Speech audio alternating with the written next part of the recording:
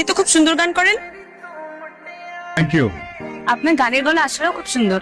হ্যাঁ গান গাওয়ার সময় রেকর্ড করে পরে সেটা অ্যালবাম করতে পারেন। হ্যাঁ আপনি কি গান লেখেন বা কম্পোজ করেন? কি না না করেন। আচ্ছা, আপনি কবে থেকে গান করেন?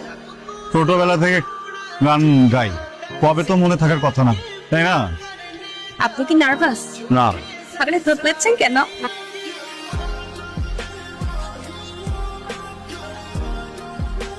হাই, আপনি এখানেও আসেন? মিউজিক।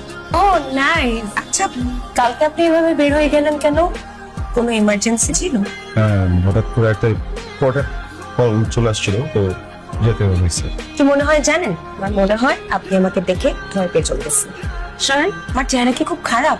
আমি কি দেখতে রাক্ষসের মতো, পল্লিকারের মতো দেখতে? আমাকে দেখে কি আপনার সামহাও বাট এক্সের কথা মনে পড়ে? তোতলান কেন তাইলে? আমাদের ক্যাম্পাসে একটা সিনিয়র আছে না, লম্বা চূড়া, সুন্দর করে দেখতে, গান গায়। ও রাফসান ভাই, রাইট। তো ওনার কি সমস্যা আমাকে বলতো? মানে নিজেকে কি সুপারস্টার মনে করে কি? মানে মাথায় সমস্যা? আমি বুঝলাম না কি হয়েছে, একটু ক্লিয়ার করে বলতো। বেসিক্যালি গতকাল ওনাকে আমি গান গাইতে দেখে আমি ওনাকে বলছি উনি সুন্দর গান গায়। প্রশংসা পেয়ে হয়তো এক্সাইটমেন্টে তোতলানো শুরু করছে, তারপরে হুক করে চলে গেছে।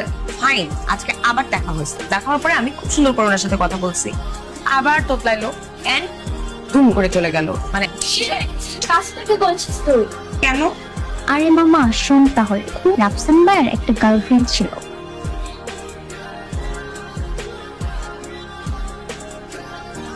আমি চিন্তা করতেছি কি এর মধ্যে মাকে তোমার কথাটা বলে দেব, বল। কিন্তু একটা জটিলতা আছে। কি? আমার মা না একটু সূচিবায়ু, সবকিছুতে একটু খুদ ধরে। আমার তো কোনো উত নাই, বুঝছো না?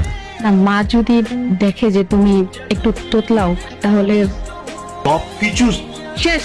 ব্রেকআপ আপ সালাদ তোতলা।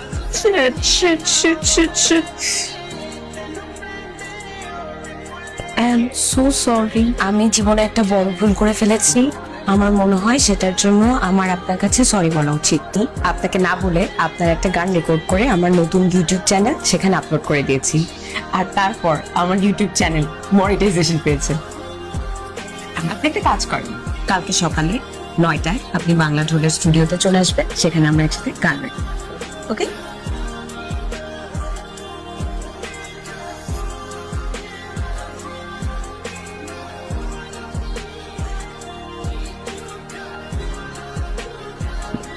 করবে। ফোন কোথায়? 100 বার ফোন দিছি, কল কিছু না। সমস্যা? কোনো সমস্যা নাই, আমি আমার এক্সাম নিয়ে গেছিলাম। ঠিক আছে, কিন্তু আসো না কেন?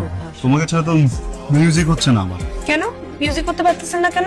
Wait a second. By any chance, তুই কি আবার প্রেমে পড়ছিস? এমএ করবো কেন? পড়েন নাই? না পড়বেন না? না। প্রমিস? আমার ফিয়ান্সে। বিশ্বাস হচ্ছে না? হবে নাই তো। সব তোমাকে আগে বলতে হবে কেন? তুমি কি আমার বয়ফ্রেন্ড? তুমি তো আমার ফ্রেন্ড, তাই না? একসাথে থাকি তো সব সময় মিউজিক করি, চাইলে বলতে পারতো না? এই যে এখন বললাম। হুট করে বললেই তো বিয়ে হয়ে যায় না, তাই না? তাই হ্যালো, তুমি এখানে কেন আসছো? মানে উর্বি আসেনি? সরি রাফসান ভাইয়া, পূর্বে আসেনি, আমি একাই আসছি।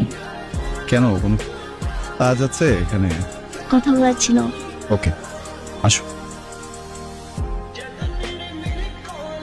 এই তোর কি মাথা ঠিক আছে? হ্যাঁ, চল।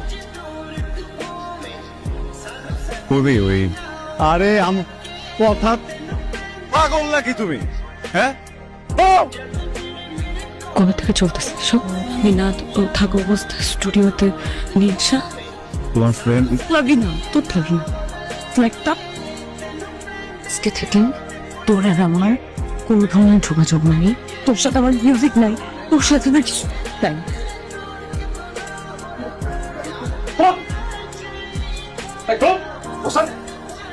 আসলে কি হবে তো? হ্যাঁ, আমি থাকতে আরেকটা ছেলেকে বিয়ে করতেছিস? বসে থাকবি সারাদিন আমার সাথে মিউজিক করবি, সারাদিন আমার সাথে ঘুরে বেড়াবি, আমার সাথে কথা বলবি, সবকিছু আমার সাথে করবি, বলবি যে প্রেমিকের মতো আচরণ করা যাবে না, প্রেমিকের মতো আচরণ করা যাবে না, বলেন নিজে প্রেমিকের মতো আচরণ করবি, আমার সাথে অভিমান দেখাবি, সেই অভিমান আমি ভাববো আরেকটা ছেলেকে কেন বিয়ে করবি? তারপরে এখানে এরকম সিক্রেট কথা বলে কেন যাও? আপনি থামেন প্লিজ। ওই দিন আমার স্টুডিওতে ওই মেয়েটা ওকে ঢুকতে দিতাম না, তোমার ফ্রেন্ড এই জন্য ঢুকতে দিছি। আমি তো জানতাম তুমি আসবা। এই, জায়গা, একদম এরকম